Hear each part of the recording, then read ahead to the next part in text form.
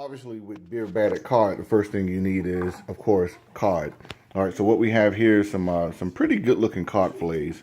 Ended up getting these cod fillets for about $6.99 a pound. And then just took them and seasoned them up. I used some Zatarain's coating season on it, just to kind of coat them up. Let them sit for a little bit, let the moisture kind of soak up the Zatarain's. So that's going to be the fish. Really, really simple.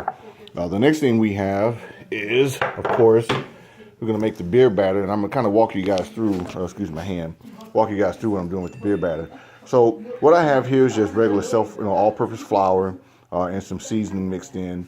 I'm going to take a couple of eggs, crack a couple of eggs, and put them in there. And we're going to see if I can do this with one hand, by the way. So we're going to take a couple of eggs, put them inside. Okay. And then, of course, the key ingredient for beer batter has to be beer. So I'm using a full can of beer. I'm just going to pour that in the batter. Listen, if you haven't had beer batter before, you really don't know what you're missing.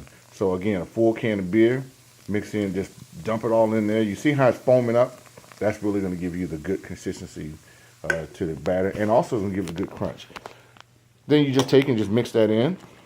Just make sure you get that all stirred up in there. You want it to look almost like a pancake batter, in the sense of consistency. You don't want it too loose, but you also don't want it too thin.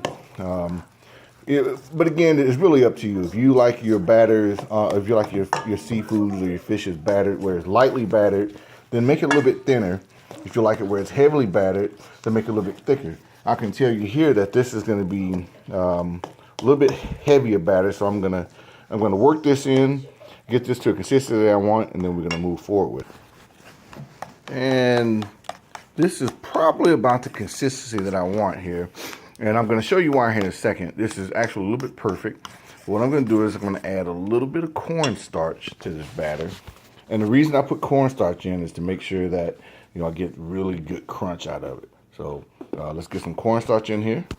I'm only going to add about 1/4 of a cup of cornstarch because I got cornstarch in my dry mix. So I just want to get that cornstarch in there. I'm going to get the rest of this mixed up. And then we'll go ahead and show you the other mix that I'm putting in for the dry batter also. So let's get this thing going. All right, and so there we go. So I have a dry coat here also I wanted to show you, because what I'm going to do is I'm going to go into the beer batter and then put a dry coat on top of it and then move forward. And this dry coat, again, it's flour. And I didn't explain to you, I'm sorry. This is 2 cups of flour. 2 cups of beer. Use 4 tablespoons of seasoning, 1 tablespoon of salt, 1 tablespoon of pepper, and 2 eggs. You saw me go to eggs in there. So that's in that. This right here is just flour, a teaspoon of salt, teaspoon of pepper. I don't want to go too crazy on it because you got salt and Zatarain's and stuff in there also. So this right here is just going to be so that my batter is not dripping all over the place when I put it in my hot oil. But it also is going to give it an extra coat. So I'm not double dipping.